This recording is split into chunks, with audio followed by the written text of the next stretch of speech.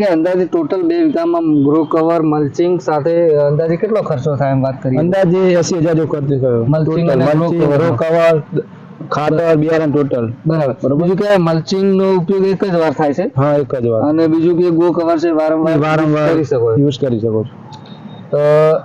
બીજું કહેવાય કે ઉત્પાદન અંદાજે 2 વીઘાનું આપણે આશરે કેટલું થશે એમ ખર્ચા સામે વાત કરીએ તો?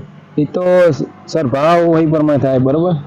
અંદાજે જેવા ભાવ બજારમાં હોય તે પ્રમાણે તેનું ઉત્પાદન મળી જાય. એમ કહેવાય કે જે રેગ્યુલર જે આમ તો ખાસ વાત કરીએ ચોળી વિશે તો ભારતની અંદર ખાસ કરીને 1.5 મિલિયન જેટલું ચોળીનું વાવેતર થાય છે પૂરા ભારતમાં.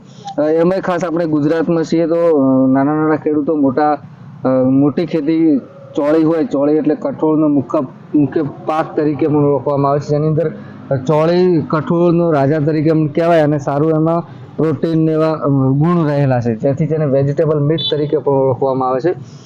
તો આપ પણ આપણા વિસ્તારમાં કોઈ નવીનતમ ખેતી કરી અને સારી આવક મેળવી શકો છો, જે રોજિંદા ખેતી કરો છો એનાથી. અને ખાસ બીજું એ કે જે આપણે સૌ જાણતા હશો કન્વરજી વથાણીયા સાહેબ, જેઓનું ફિનલ સીડ છે, એમનું જ આ એક બિયારણ છે, તે જ વાવેતર કરેલું છે. તો ખાસ આપણે પણ જો ચોળી કંઈક વધારે સારો ભાવ મેળવવા માંગો છો તો જે અમને વાત કરી કે 12માની 15 તારીખે જે વાવેતર કર્યું છે અને 1 મહિનો થયો છે અને આવનારા 1 મહિનાની અંદર એનું ઉત્પાદન ચાલુ થઈ જશે.